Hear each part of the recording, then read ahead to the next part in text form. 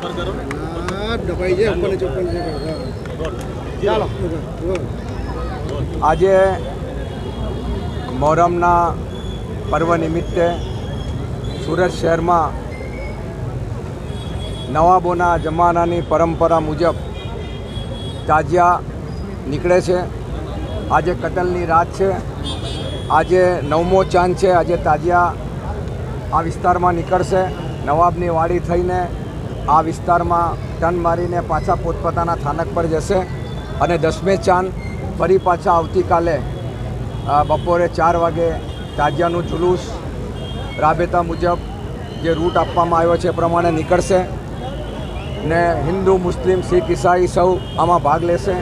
સુરત શહેરમાં પહેલેથી તાજિયા નીકળતા આવ્યા છે અને આજે પણ ખૂબ જાતના ખૂબ આકર્ષક તાજિયાઓ અમારા જે તાજિયા બનાવનારા છે તે લોકો બનાવે છે. અહીંયા માનતાઓ ચડાવવામાં આવે છે.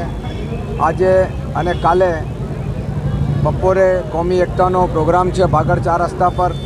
ત્યાં મેયર સાહેબ, હિન્દુ મિલન મંદિરના મહારાજ અમરીશાનંદ સાહેબ, ધારાસભ્યો, સામાજિક આગેવાનો બધા આવે છે. અહીંયા પણ આજે પોલીસ કમિશનર સાહેબ અને બધા તમામ તાજિયા કમિટીના જે અમારા હોદ્દેદારો છે અહીંયા આપણી સામે ઊભા છે, અસદભાઈ, સોહેલભાઈ અને બીજા આગેવાનો. આ વિસર્જન આજે એક પાઠ સાથે બીજો પાઠ કાલે થશે.